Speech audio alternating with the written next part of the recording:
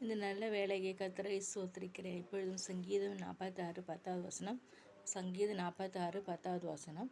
நீங்கள் அமர்ந்திருந்து நானே தேவன் என்று அறிந்து கொள்ளுங்கள்.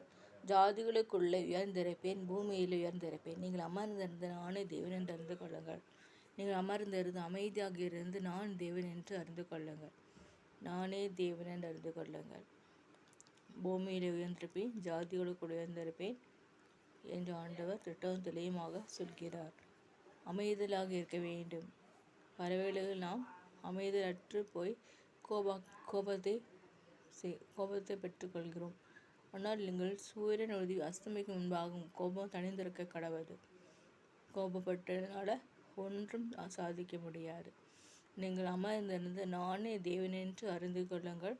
பூமியில் உயர்ந்திருப்பேன், ஜாதிகளுக்குள்ளே உயர்ந்திருப்பேன், பூமியில் உயர்ந்திருப்பேன். சேனைகளின் கர்த்தாவையே ஆண்டவர் சொல்கிறார். சேனைகளின் தேவனாகிய கர்த்தாவே. தேவன் நமக்கு அடைக்கலமும் பலன், ஆபத்து காலத்தில் அனுகூலமான துணையுமானவர். ஆகியார் பூமி நிலை மாறினாலும் மலைகள் நடு சமுதிரத்தில் சாய்ந்து போனாலும் நாம் பயப்படாமல் இருப்போமாக.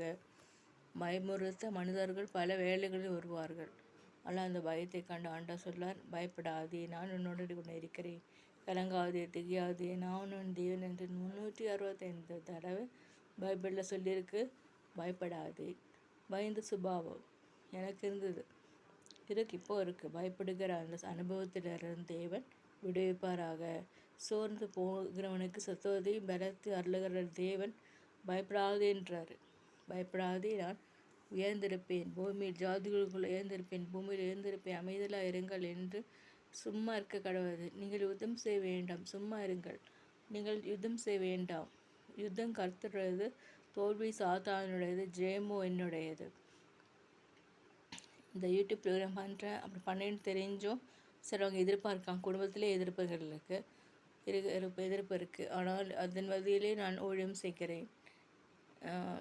பூமியில் உயர்ந்திருப்பேன், ஜாதிகளுக்குள்ளே உயர்ந்திருப்பேன். பூமியில் எழுந்திருக்கிறது இயேசுவின் நாமம். இயேசுவின் நாமம் எல்லா இடமும் பரவி கொண்டிருக்கிறது. அவர் தான் உண்மையுள்ள தேவன் என்று நாம் சொல்கிறோம். ஆனால் வேறு மனிதர்கள் சொல்கிறார்கள் யெகோவா என்றாங்க. அது கிடையாது. யெகோவாவின் தெய்வம், பைபிளில் போட்டு father and son is one. Father and Son is one. Heavenly Father and Son Jesus is one. Together, they are together. So there is a name, that name is Jesus. Devils will say that you guys worship this God, that woman, this man. You should not worship all evil gods. It will cause danger, harm for us. It's a harm for us. It's a harm. So only the battle of the world. So the battle of the world is there because there is no Jesus in their heart. If Jesus is with you, you will never be shaken. You will be a steady mind, a steady heart. Steady people will be with you. Steady people also will be with you if you worship Jesus alone. Jesus alone is the God, and there is no other God against him. He is the one who raised the death. Lazarus was how he came out after 3 days. So Lazarus was given life by God Jesus.